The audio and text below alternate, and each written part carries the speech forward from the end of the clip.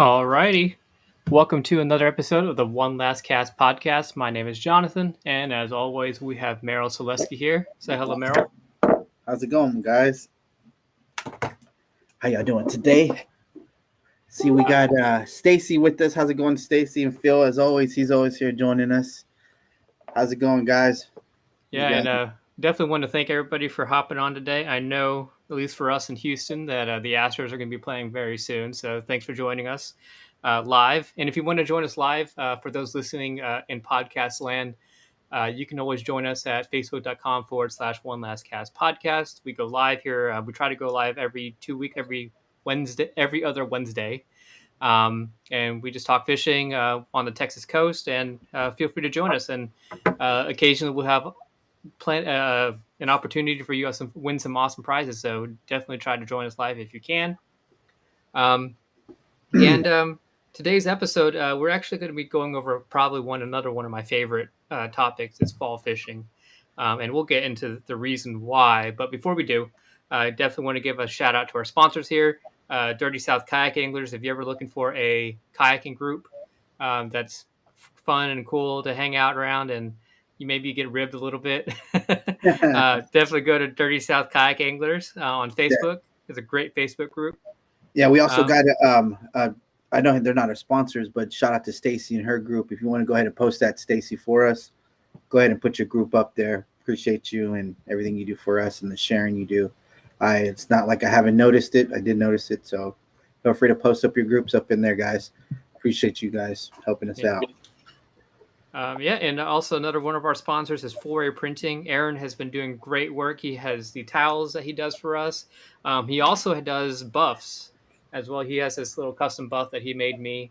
Really cool. Just whatever images that you want, he can work with you on it.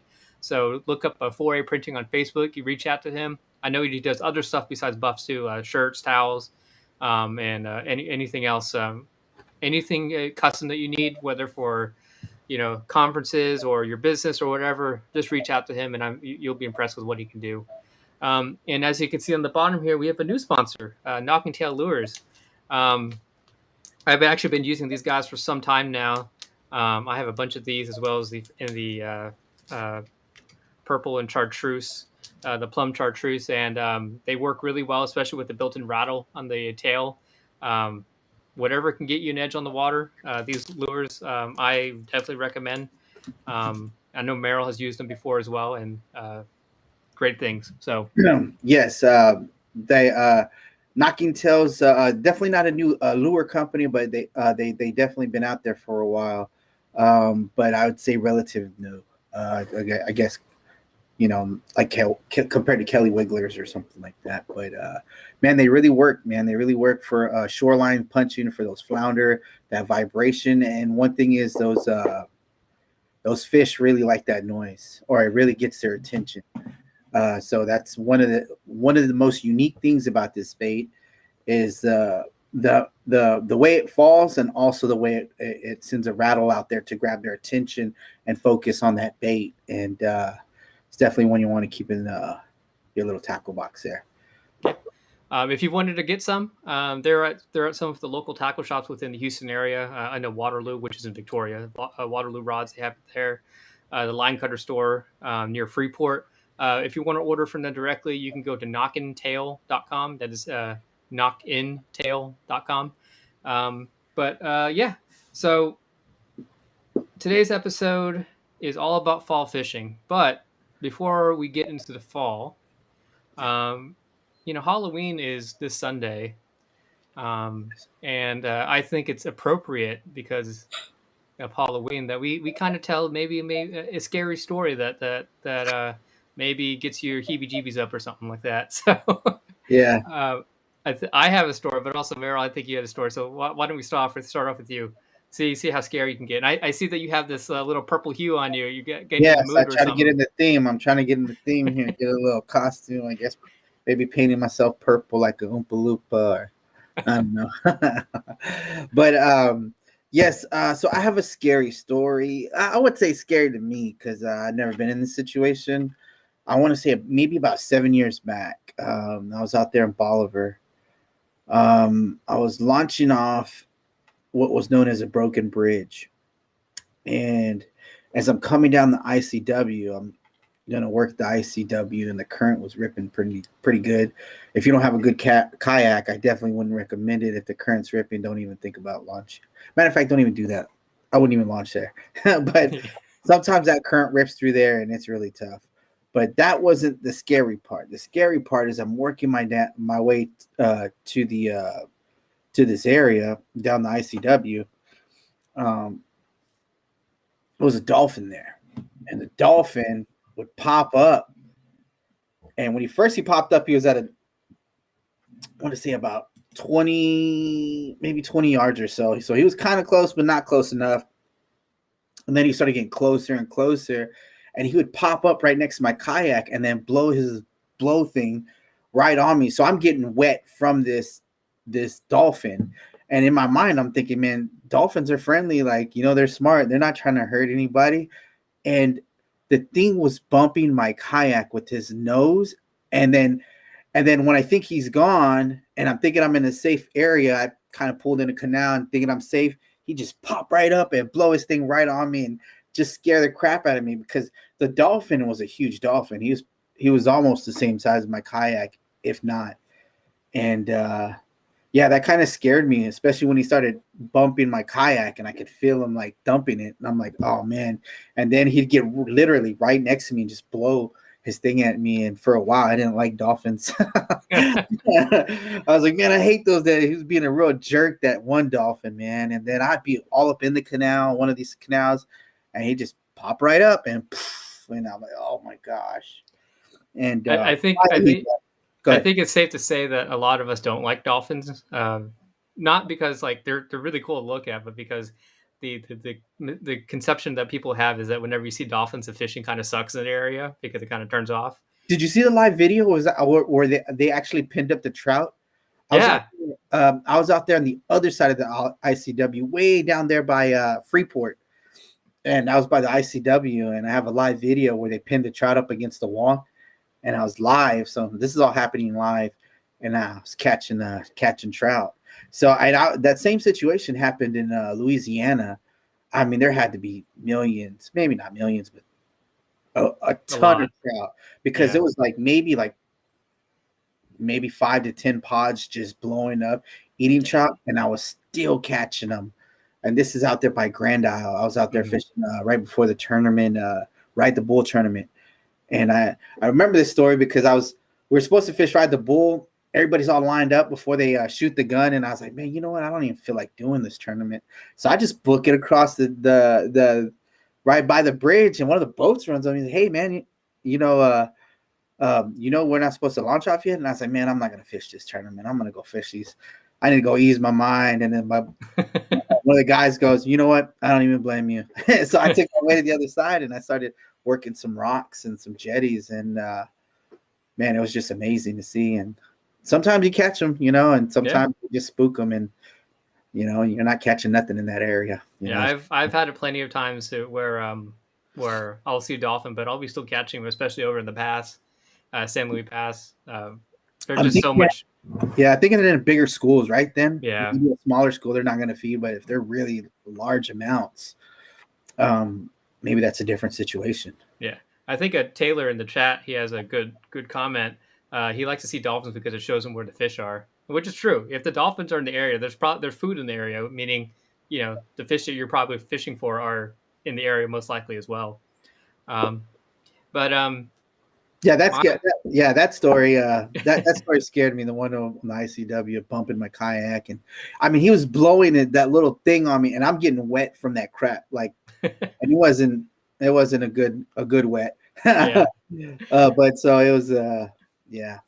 Yeah. Anyways, do you have one to share with us? Yeah, yeah, I do.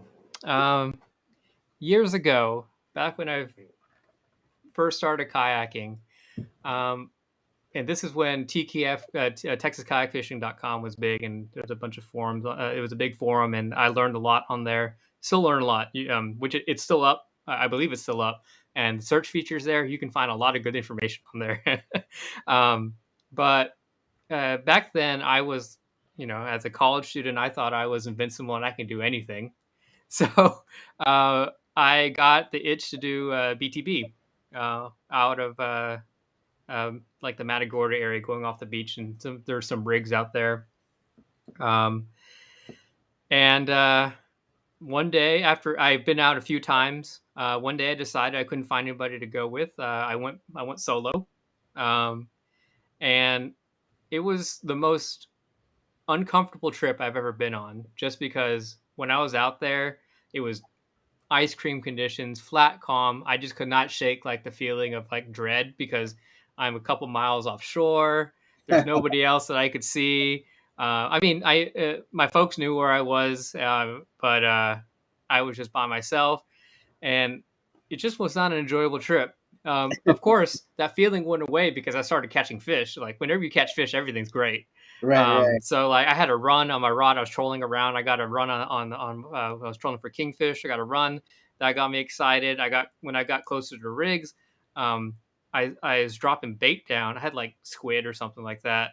And when I was bringing it up, a whole school of red snapper came up. Like I could Oh see them wow. just swimming around. And I started like I had like a knife and I started cutting up some and just chunking little pieces of squid down, and all these fish started coming up.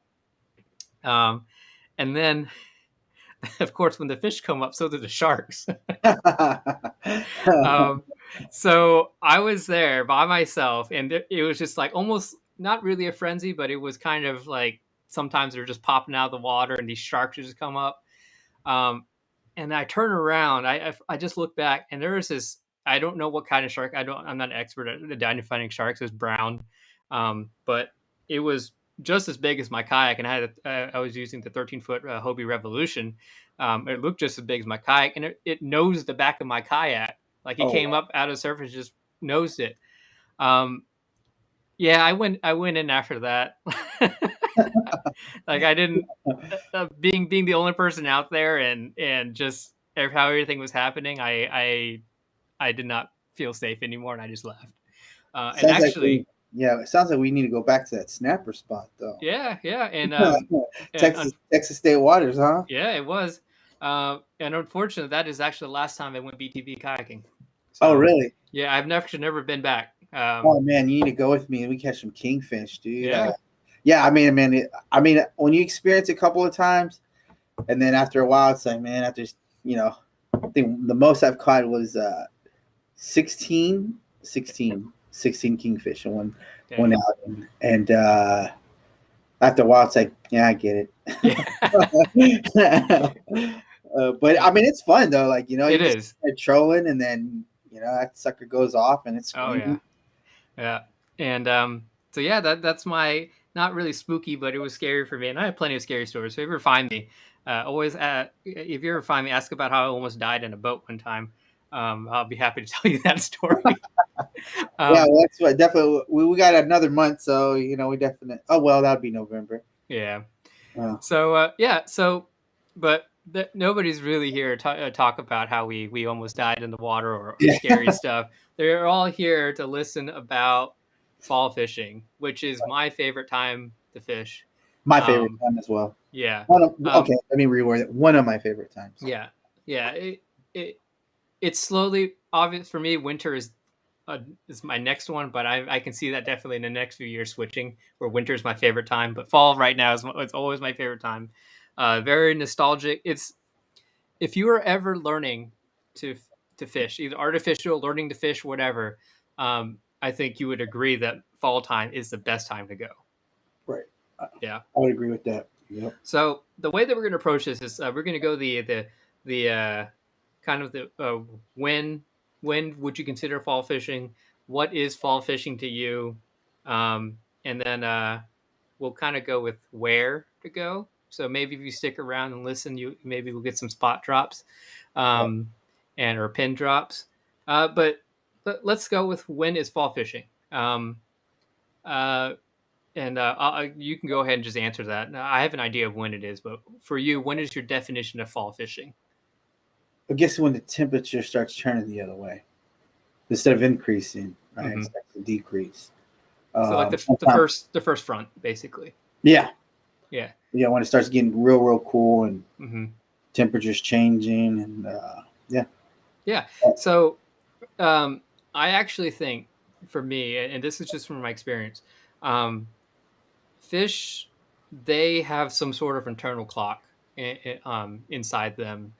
Obviously, the external, the external from the temperatures, that kind of kicks them off. But I think they know that at some point, this is around the time that it's going to get cooler. So for me, fall fishing kind of kicks off in late August, early September, regardless of whenever the fronts come. Um, and the reason why I say that is because I see it with flounder. And if you actually listen to our previous episode on flounder, you go listen to that. But as a recap, um, flounder fishing obviously kicks off whenever these cold fronts come through. But I think that the flounder actually start feeding earlier than that, and you can actually follow them down through the bay. Um, a lot of times, my flounder run will start in late August, early September, right when this time frame starts. And this is before even the cold front start.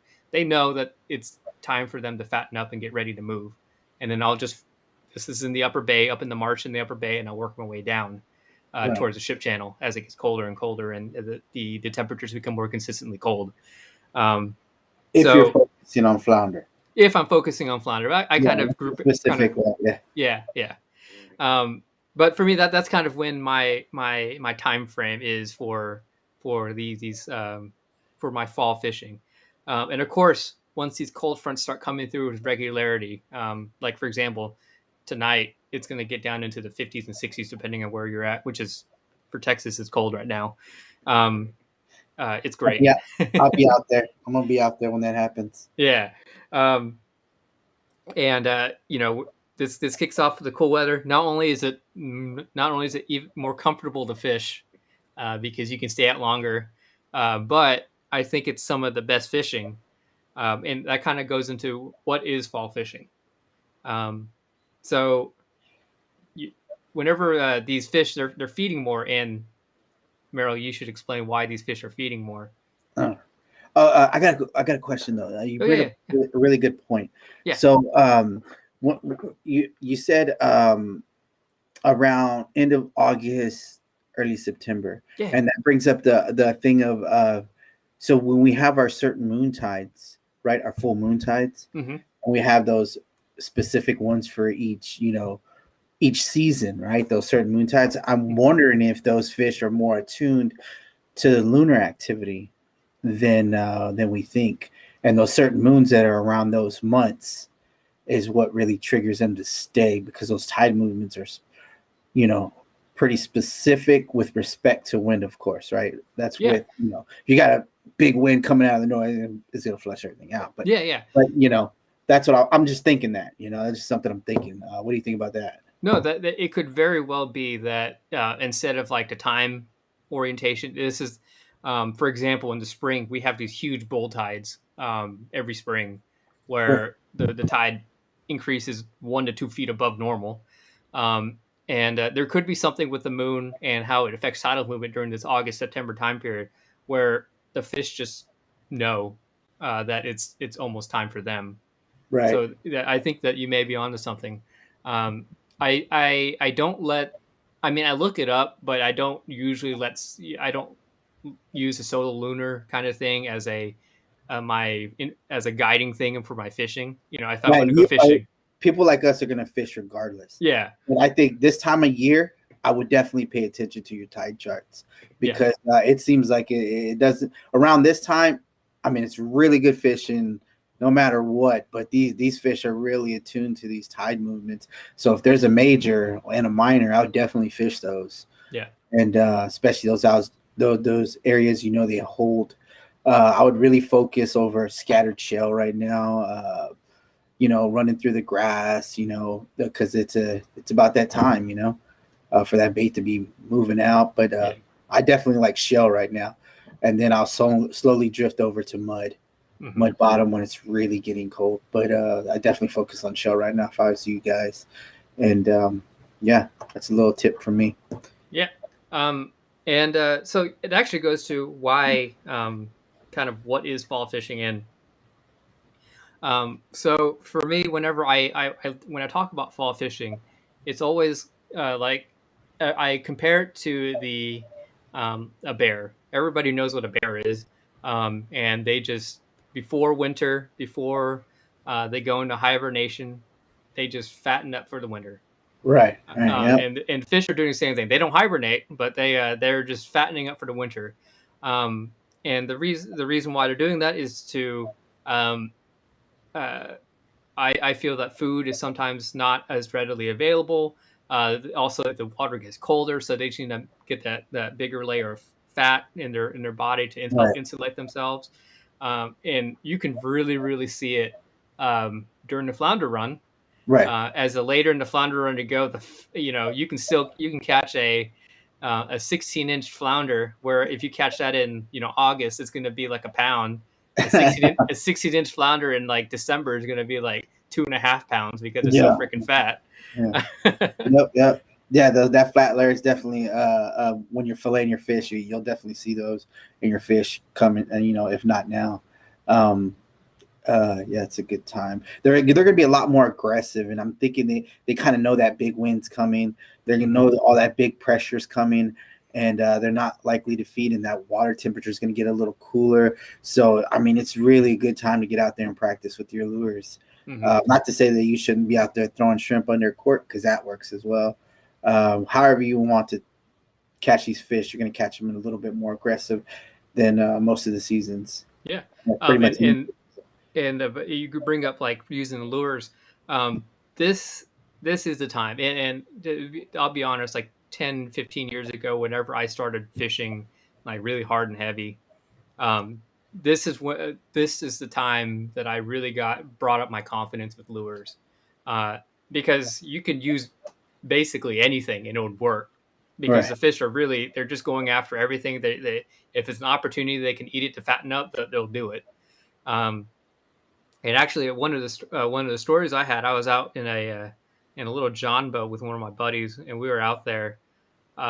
This was the first time I've had a fish blow up on my bait like multiple times. We were out on this big flat, and there's like this submerged tree that we almost ran over. And we kind of marked where it was, and we fished the area. We came back to that tree, and I threw a topwater, a full size spook, right next to it. Like I almost got hung up in the tree, and I brought it out, and this trout just busted up on it, and it hit it like 20 times. It got to the point where like I stopped reeling and I was just twitching the rod, and it just kept busting, and finally one like the 21st time it finally hooked itself, and it ended up being like a 26-inch trout.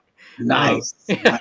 But it was just like that was the first time like so right around now they're about 6 pounds. Those trout about yeah 6 pounds. yeah You can eat. I've seen some thick ones. mm-hmm. I recently just caught one that there was a hair over 25. I didn't weigh it, but my guess is somewhere close to 6 pounds, and it was just a hair over 25 inches. I did a little video where I released another one, another over trout, and they were. I mean, you look at their backs or guts. If you guys don't have me on Facebook, y'all go ahead and check that out. Mm-hmm. Sometimes Some good videos. yeah, Some good videos. sometimes I post them on different. I don't post them all on my page. I'll post them on a different page, but definitely check those bigger trout out. You can definitely see how bigger they're getting, how thicker they're getting, and even your trout that are. It seems like it's certain areas, but most of the year they're really bulking up, and mm-hmm. You're gonna catch some hefty trout right now, and that's just because they're a lot more aggressive. And it really wouldn't matter what size kind of bait you're throwing out there. I mean, I definitely wouldn't throw offshore rig bait out there, but I mean, it's definitely a good time. You 3-4 inch baits you can throw out there, and be pretty successful right now. Yeah. And also another reason why you should follow Merriel on Facebook here is because sometimes he's not careful and he can give away where he's fishing at. Oh yeah. Yes, I do. Yes. One of the techniques to prove your point, one of the techniques I use, I put burning. Look up that one. I'm burning a bait, and you can see how fast I'm reeling that bait. I mean, I'm burning it, and man, and I think I did 2 casts. and second cast, boom, he hits it, and I'm like, you see my hand, and I'm reeling that bait, Mm-hmm. and that's how aggressive those fish are right now. Yep. I mean, that's how you couldn't get away with that in the wintertime. Yeah. You burn your bait like that, you're not catching nothing. You might foul hook a mullet. That's Well, about it. I would also say it's not impossible, but very unlikely. Yes, that's a good yes. Thank you for correcting me. That is absolutely right. Because you never know what's capping after. Oh yeah, but yeah. So during this fall time, and whenever these cold fronts kind of go through, one of the kind of key things that happens um, is that the shrimp hatch happens, um, and you have a flood of shrimp kind of moving into the bays from the estuaries and the marshes into the bays. Um, and what happens is, as these shrimp move out into the open waters and all that, uh, all the other predator fish, the trout, reds, and flounder, they start schooling up these shrimp and popping them on the surface. Um, and and Yep. you'll see an interesting phenomenon for those of you who are not familiar with fishing. Um, is you'll see birds, seagulls, and all the birds just start diving in the water and coming up with these mouthfuls of shrimp. Um, and it's it's like a big target, really. You see birds dive in the water, and then you see shrimp popping out of the water. Usually, if you watch them close enough, you'll see fish, coming out of the water too. But it's like a big giant bullseye is fish here, like Yeah. with a neon sign and just cast in there, and it's on. Yeah. Also, a good point if you guys like shrimp, live shrimp. If you have your shrimp spots that are illegal to fish for shrimp, Yes, legal. but Make not sure. legal spots to fish for shrimp or net for shrimp. Man, definitely get out there, check it out, man. That it might be that time for you to start filling up that cast and make sure you're within the laws of what you can have on that shrimp. But it's definitely a time to check out one of those spots. Yep. But that actually goes into the to these fishing under the birds. My Like, favorite. yeah, one of yeah, my favorites. yeah, and I'm sure that especially for beginners, Yeah. you know, in kids, I think kids especially, uh, fishing can is not it's not always the most exciting thing in the world. I got lucky whenever my first fishing trip was offshore, and it was just nonstop action. We had angelfish, kingfish, snapper, and all that. I was hooked, and of course I was kind of spoiled because I kind of got in my head that fishing is always like that when it's not. Uh, um, but um, during this time, if you ever want to get your kid or somebody new hooked on the fishing, either know how to do it or hire a guide, but tell them I want to fish under the birds to get my kid or this new person hooked on the fishing. Guides. I'm sure that you know where to go for Merriel for fishing Yeah. under birds right I now. got a really good point. I'll wait till you finish though. Okay. Yeah. You would hire a guide or go out to where the birds are, and you will literally be every other cast if you're in the right conditions fishing under the birds. If you're under the birds, I can almost guarantee that if you get it right in the middle, right where it's supposed to be, you will be hit every single time. One our For me personally, my best trip out, and of course we were just keeping track of fish. Like we didn't keep track of how many keepers we had, but it we've had 200 trout by like midday. It's not impossible. And this is, if you want Yeah. numbers, this is the time to do it. Right. Yeah, Louisiana trips too. You get out there Yeah. this time of year, you catch a limit, before 8. I Yep. think we caught 100 trout one time before 10 o'clock. I was Yeah. out there with Jared. Jared, he's out of Louisiana. Mm-hmm. I can't remember his last name, and we even showed up late to the boat ramp. He was a little upset. I think, yeah, he was a little upset. He was like, "Man, what took you guys so long?" Like, "Man, we're coming from Texas, and it was right there on the border. We just, I don't know, Yeah. but we just maybe And we of stopped." course, the Louisiana limit's like what, 20? It was 25. 25. Oh, dang. Yeah, so we all caught our limit. It was a lot. Yeah. That's actually on my Facebook as well. But yeah, so points. So working the birds, definitely position is everything, right? So I see this happen a lot. This is a good time. But when you come up to birds, kind of watch which way they're going. and try to get in a position where you're not going to drift over or in the school, Yeah. because then you'll just scare the school. This time of year, you might get away with it because they're so aggressively feeding, but definitely try to practice yourself positioning your way around the school where you're not spooking the whole school. And not everybody hooks up in these schools, right? Having a guide there to show you these are different techniques and strategies, so you are hooking up almost every cast. Because sometimes you'll throw out there and you're getting thumps and bumps, and you're like, man, they're not connecting, and it's just not connecting. And having somebody there that's been there and done that and made those mistakes to help you practice on how to work schools of birds and position yourself and how to present your bait. And sometimes you're burning and sometimes you're not. Sometimes it's steady. Sometimes it's a specific bait to pull out the bigger ones out of the littler ones. Yeah. And those are techniques and strategies I definitely recommend trying out when you run up on the school. Yeah. Another thing too is, and this isn't always the case, but it's based upon what I've found, and you can probably read this everywhere. I found that the bigger fish are closer towards the bottom of the schools a lot of the times, or they're on the edge. They're not right in the middle. Right. So like with fishing and anything, definitely vary your tactics whenever you, like you're saying, in these schools, because if you cast in the middle, you may catch your fish, but they may all be 14-inch trout. Right.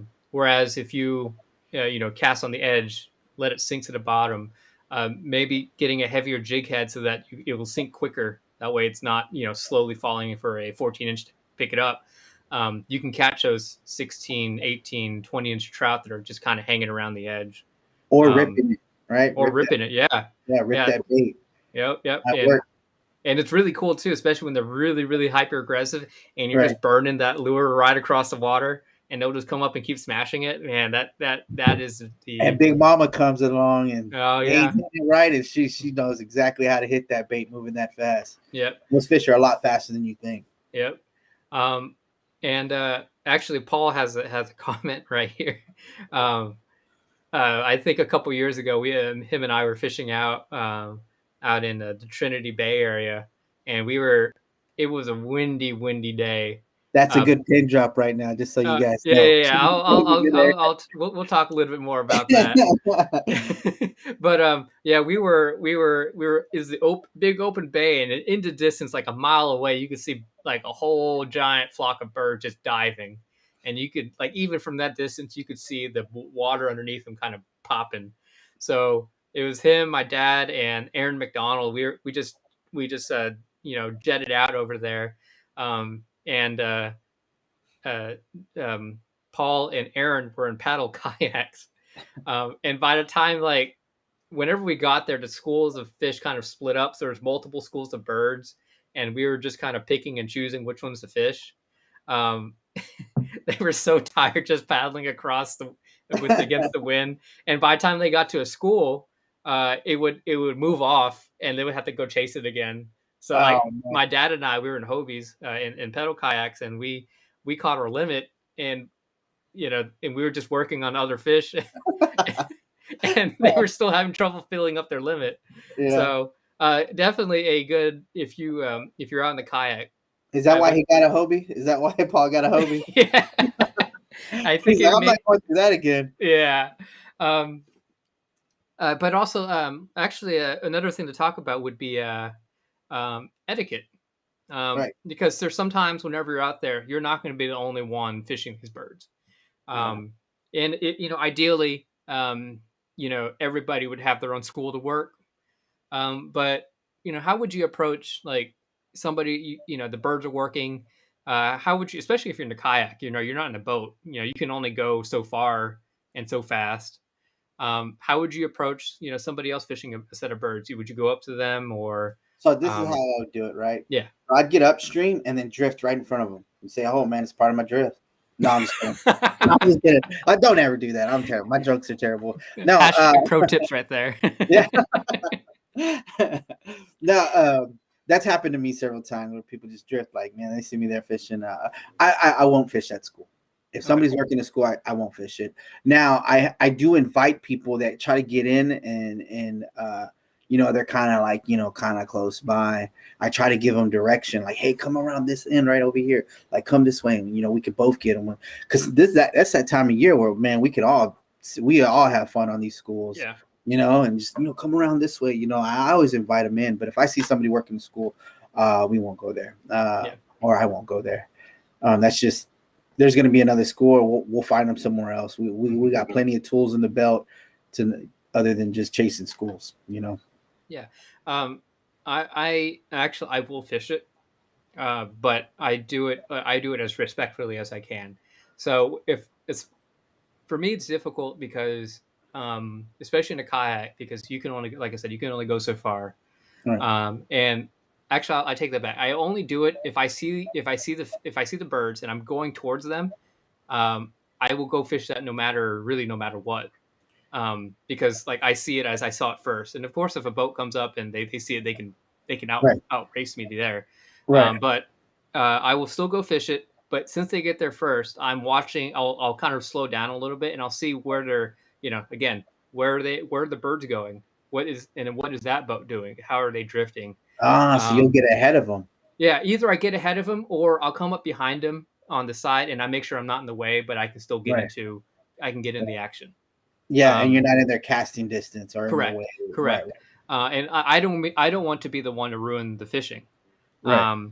And another thing too is, of course, if they ask me like, hey, we were here first, I'm out. At that point. You don't own the water? No, I'm just kidding. Again, I'm in the kayak and I don't want to deal with that. Yeah. And we've had it. I've had it where we were, whenever I was out there in a kayak, and it would be just me, and then we invite a boat in, and another boat will come in, and another boat will come in, and there'll be 4 boats on there. Yeah. Don't be the 5th boat that ruins everything. I've had that happen. There's 4 boats. We're all perfectly lined up. We know what we're doing. We're all catching fish, and then there's a 5th boat that kind of pulls up, and like he didn't put his he didn't shut down the motor quick enough, and he just runs right over everything. And then you have 4 people yelling at you. It's a true story. So that happens many times. Oh yeah. Yeah, but I just, that's a good point, man. You don't have to necessarily not fish it. Just be respectful, be at a casting distance, and make sure you're positioning yourself. That's the most important thing in fishing in a kayak. Position is everything when you're in a kayak. How you drift, how you're moving, and what position you're gonna be in. So you got to kind of think about the situation, which way is the wind blowing, how am I drifting, and you definitely don't want to go over the school or miss up the opportunities, like Jonathan was saying. Yeah. So actually, before we continue any further, we actually have some really good questions in the chat right now. We'll try to answer some, because sometimes we don't get to answer all of them. Yeah. And of course, again, for those of you listening in podcast land, if you ever want to join in our live chats, live streams, we go live every other Wednesday, so every 2 weeks on Wednesday we try to. You can join us live, ask questions, interact, and one more thing. Shout out to Eric. He listens to our podcast. He actually recognized me, and I told him I'd give him a shout out. Shout out to Eric. Appreciate your support, buddy. I kind of, appreciate that, man. Okay, go ahead. No, that's really cool. Yeah, I thought it was cool, man. I kind of felt like, for 1 millisecond, kind of felt like a celebrity, because I was actually talking to some people, and they're like, "Who are you?" And I was like, "Oh yeah, I got a podcast," and because the guy came up to me, he's like, "Oh, I recognized you." And so I know Stacy has a bunch of questions in here, so we'll kind of go through it. But like, how do y'all feel about bigger baits for winter? And actually, this ties into to Aaron's question as well. Short profile or long profile artificial for fall fishing. right. Yeah. So actually, if I'm fishing for trout and redfish right now, I'm actually downsizing to this smaller profile right now. And it gets bigger as we go later towards the winter. There's a couple of reasons why. Because number one, they're so keyed in on shrimp, which are small. What? Oh no! Somebody said 1K. I was telling them 2K on our. Okay. Yeah. So So they're the shrimp are small right now. Also, the smaller profile baits usually, especially paired with a lighter jig head, even a fourth, it gives a more natural presentation. Um, and of course, as the winter goes on, as the colder weather goes on, I upsize. And of course, if I'm fishing for flounder, I always go with like the biggest size I can get, like the 5 inch, whatever the biggest size DSL or the knocking tail lure, whatever whatever bait I have. I usually use the bigger size. So that's kind of my take. Another technique that I use, and I actually have a video on this. If you go look on YouTube, basically I like to fish current during the fall time. So where I'll cast up current and let the bait drift with the current, and it's yeah, especially and this is over. Usually it's over shell reefs. Um, I use a smaller bait because it floats better in these conditions. So I'll cast up current and it'll just I can feel it. I'll pop it up and it'll hop and flow down with the current and go down. And I'll hop it again. And it'll flow down. And usually I won't feel the bite because it's moving on its own. Right. It's whenever I pop it, I'll feel like, oh, it's either There's snagged on an something there. oyster or it's Yeah. something there. So that's when I'll set the hook. Um, so yeah, so I start off smaller if I'm fishing for trout or reds, and I upsize it gets colder. Yeah. How about you? Same thing. Yeah. Same. Exactly. Okay. Yeah. Pretty much the same thing. I do. It it depends. It really does depend, but for the most part, that's what I do because I mostly fish for trout and reds sometimes. But if I'm fishing for flounder, like you mentioned, I'm using a bigger bait. Yeah. Does bigger baits matter? Yes, I think so. I think bigger baits do matter because of the probability. I'm not saying every time you throw a big bait, you catch a big fish. I'm saying the possibilities of catching a bigger fish with a bigger bait are higher than catching it. Not saying you won't catch one in the small with a small bait because you will. It's happened a lot of times. But if you're trying to increase the chance of you catching bigger fish, I definitely would try to throw a bigger bait. How do Yeah. you feel about that? Though, so whenever my wife and we were dating, I took her fishing for the first time. We had this. I may have told the story before, but we were using croaker because I wanted her to catch fish, and she had a great time. She got a bunch of fish out in the surf. And we were walking back towards the car, and I looked in the bucket, and we had like this 6 inch, like 5 or 6 inch croaker in there, this giant croaker. And she said, "Bigger bait equals bigger fish, right?" And Uh-huh. I said, "No, not really. It just depends on what they're eating and all that." And she's like, "I think bigger bait equals bigger fish." And she hooked up that croaker, tossed it out, and right when it hit that water, a 40-inch bull red just came up and destroyed it. Oh wow, nice And fish. basically we're going up and down the beach. It actually luckily did not go out. It just went up and down the beach. So Uh-huh. we were just chasing it up and down the beach, and she landed. That's her biggest fish that she ever caught. It was just big old That's 40-inch bull yeah. red. That's a nice fish for our area. I Yeah. know there's some people that listen to us in the South Carolina region, and that's actually average for those guys. They catch them Oh 50 yeah. inch bull reds like it's nothing. Yeah. But so yeah, let's see some of the other Oh, questions. she So said it on here. She even said it. Yep, she said it. Bigger bait, bigger fish. yeah. I guess she remembers the story. Cool, man. Cool, Thank you cool. for listening. Our number um one fan. yeah, she's in the other room taking care of our kids, so I'm glad that she's Okay, listening. this is a good one. Yeah, Yeah. I want to talk about this one. Yeah. Yeah, and I think you kind of already touched on it a little bit, Yeah. but we have a question from Nick here that says, "So, slow retrieval for fall fishing, right?" No. Yeah. Yeah. My answer is no. Um, Man, that sounds just mean and weird, right? No, no, no, not. I should say it more not necessarily. Um, Sometimes I'm burning that bait and I'm catching the bigger fish. I would start working bait slower in the wintertime, um, just because the fish become a little bit more lethargic. So, how do you feel about that, Jonathan? Yeah, no, I think that it this is a time to take advantage of their aggressiveness. A lot of the times, my go to retrieval for this time of year is it's super aggressive. If you ever watch me, working tails or anything like that, I'm like literally like twitching every single time. Uh huh. I'm just going super fast. I do the burn where I just completely burn it right through the water. Um, it's basically like power fishing on steroids. You know, it's the fish are so aggressive during this time of year that you go anywhere and I'm literally like just working water and I'm just trying to find that opportunistic fish because I feel like if I cover more water, I'm going to find that one fish. And I rarely fish slow. The only time I ever fish slow is whenever I'm specifically targeting flounder. I have to slow down, I have to get to the bottom and just kind of drag it, you know. But during this time of year, if I see a lot of bait on the surface, I'm just going to town and just Right. working really really quickly. And that goes back to a previous episode that we had where it's just, you know, learn the water and watch the water. You know, it'll tell you what to do.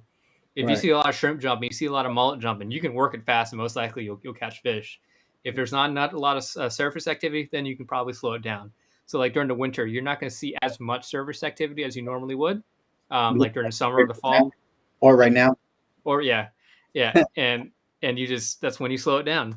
Yeah. So um, so let's I kind of want to talk, and I'm sure a lot of people do.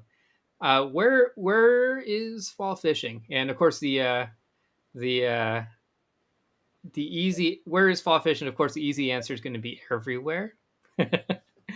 But you know, if you were to help somebody, Merrill, get into fall fishing and experience maybe these birds or some of these things, where would you say? You don't have to say anything, but where would you say? I will tell you guys because I like you guys listening.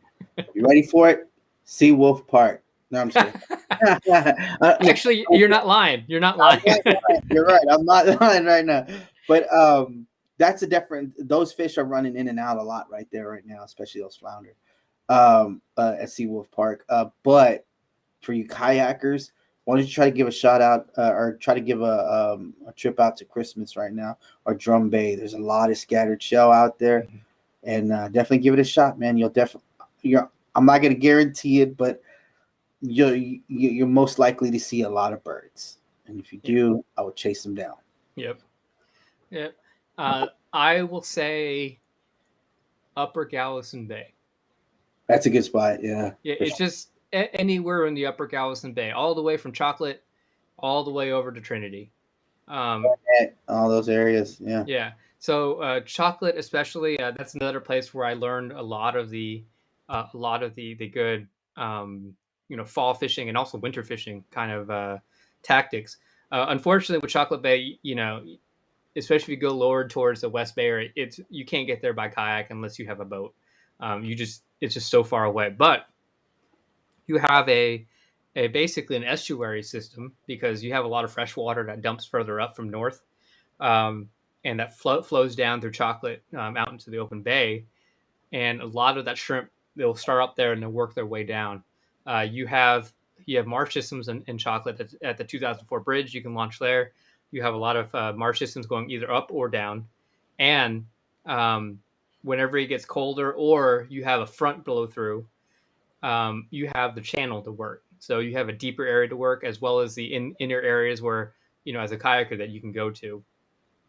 You just I think, got really, really good information right there. yeah, I would repeat that. When it's blowing out, you guys have a deep channel to work. yep, We'll be working the big winds tomorrow. Try to get my customers to cancel, and they didn't want to, but I think we can still catch fish. We'll be focusing on big channels on these big winds. yeah. And actually, we should mention too, pre-front fishing.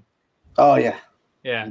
So before these, for example, today, if you were, and we are Wednesday, October 27th, over in Galveston and Houston here, we had a cold front blow through. It actually didn't really hit until around noon. So I would imagine if you're out in the water, unfortunately I had to work, but if I had the opportunity, I would be out. I would have been out fishing right before that front went through. definitely a good time. Yeah. These are, So go ahead. yeah, definitely a good time, and then also look for these flounder to really start moving and get a lot more active. Mm-hmm. Yeah. So whenever a cold front before it comes through, you not only do you have the pressure dropping, but the fish just kind of know that there's this weather event is about to happen, and um, my best advice: pre-front, um, position yourself in areas where you have water flushing out because of the front, or you have it transitions from a shallow to deep. Real quick. Um, Yeah. yeah. So so basically drains. If you during these cold fronts, whenever that wind shifts to the north, usually no matter what the tide is doing, when that wind shifts to the north here in Galveston, it flushes the water out. So if you're positioned in front of a drain, that water's coming out. And of course, you got to check the weather, make sure that there's storms associated with it. In today's case, it rained and it was windy, so maybe that you would have to take that in consideration. But there are some fronts where all there is just wind. There's really no rain associated with it. Um, and just sitting in front of a drain, getting that north wind to push that water out, man, you could be my best fishing trip were back then when it was limit of 10 trout and redfish and flounder. Not redfish and flounder. It was 10 trout, uh, 3 or 4 reds, and the 5 flounder. I did the limit of everything just sitting at a drain. Just sitting there, just casting, just keep casting up in that drain, letting it come out. And I would, I have, if I want flounder, I just let it sink. If I wanted everything else, just burn it out. I Um, have a unique story about a channel I was focusing close to where you're talking about, and it was weird though. So I was working this channel. mhm. It was like a big bay on the back side and a big bay on the front side, and one channel that came through. Yeah. Or it was one of the one channels that went through, and it was big trout. I was catching. First, it was a school of trout, then it was a school of redfish, and then it was a school of flounder, and it was literally in order. And I think I might have caught one trout in between here and there, but it was just like different schools of fish. That Mhm. was weird and unique thing that happened to me, and I just remembered it. And it was this time of year. Yeah. Another thing, and kind of to attest how when I say estuaries, how far up we go. There was times whenever with these events like this, when the water's flushing out of these drains, I would catch you know in the very beginning it would be like trout, reds, and flounder, and at the very end it would be bass and catfish, like channel cats and stuff like that. As the fresher water started pumping out, Mhm. so there are definitely, during these times, that's something that you can target. Another one, like I said, from shallow to deep. Again, you having all this water dump out with the north wind. um, these fish will go up shallow and they'll just start feeding really, really heavily, and you can work your way out towards the deeper water as the front comes in. So you can start shallow, throw tops and everything like that, and they'll start up there, and then that front's coming through, and you can work your way back to the deeper areas. um, my actually another one of my best times, we were out in a john boat, and we were launching right before the front came through. We had probably a couple hours, but you could see like the line of storms coming in the distance. And we were at the boat ramp, and there was a game warden there, and he was checking people coming out of the water, and we were the only boat leaving. And he came over to us and he's like, "You guys going out right now?" He's like, "Yeah." You don't see the storms out there? Yeah, we know. We'll be back before then. He's like, "All right." And we went out there, and it was literally we brought were top waters, and it was just every cast or just hooking up on trout. I even for the first time I even used a popper, like a popper top water, and I was just blooping it across the surface, and I had these trout coming out after it. And we stayed a little bit too late because the storm caught up to us. And we were in a little john boat, and it went from like, at the time it was like 5 mile an hour winds to like 40. 20 to 30. And we had to go slow to go over all these crests in the waves and Yeah. started white capping. And we got back Especially to, the first initial gust that comes through is like, it oh kind of yeah. Yeah. it And kind you of could, gets you, there. you can start smelling the rain too and everything. Yeah. But we got back to the ramp, and the game warden was still there. He's like, "Yeah, I was making sure you guys got back." That's a good Yep. story, man. I like Yep. that. Yep. But yeah, you got to get it, man. That's how fishing addicts we are. We're definitely fishing addicts. Got to get it right. Yep. Or get out Uh, there. and my final kind of spot dropping here, um, over in Trinity. is Goo Hole Park. Goo? Um, What? yeah, it's Goo. I think it's Gou, I believe. It's over. It's like off of I-10, going towards Louisiana, going into Trinity. You can look it up. That's way up there, dude. Yeah, That's it's like way up there. But it gets dur- brackish like most yeah, of the time. Most of the time, it's almost it's like gar, bass. There's all uh-huh. kinds of stuff up Yeah, there. yeah. Okay, During this time though, you can back up in there. It depends on how the rain events, how it has been, raining a lot. the tall Uh, grass, right? A lot of tall grass up yeah, there. a lot of tall grass up there. If it hasn't been raining, the trout will be back there, and you Yeah. have an opportunity to find birds. Trout feeding under birds and everything like that. But if it's been raining, there will be redfish back there as well. Um, but I think that's a good location for people, especially for kayakers, to go out there and experience that if you have the opportunity to. But in general, Upper Bay, Upper Galveston Bay, and so yeah. But West Bay, you can have birds down there too. So Yes, yeah, no, yeah, definitely. They're everywhere right now. I mean, they're definitely feeding right now, getting thick, getting plumpy, and getting aggressive. yeah. I think we covered a lot um, in this episode about fall fishing. Um, I mean, is there any other pearls of wisdom that you want to impart before we sign off? No, man, I just want to thank everybody for supporting us, man. We appreciate it, guys. Like I said, the guy coming up to me, I would have never thought that in a million years somebody would recognize me from a show, like for something we do online, and it's just Yeah, something that me and you decided, hey, man, this is something we want to do, and getting recognition for it. And I thought that was, I really thought that was cool, man. I really did think that was cool. And I just want to say thank you guys. Appreciate it, man. yeah, No um, fault of wisdom, just telling you thank you. We appreciate you guys. And then yeah, hopefully we get a lot when, we'll get some more cool gifts to give away, you know, and then, we just want to share the love, whatever we yeah, give to you guys. yeah. I'm working with Michael with Knocking Tail Lures to get a bunch of these Knocking Tail Lures for giveaways in the future. That's to come soon. And also, we're running a contest right now. We love to hear from you guys. If you want to enter a chance to win a fishing rod that was donated by RA Mobile Baits, Chad has donated a fishing rod. Leave a review on your favorite podcasting platform or on Facebook.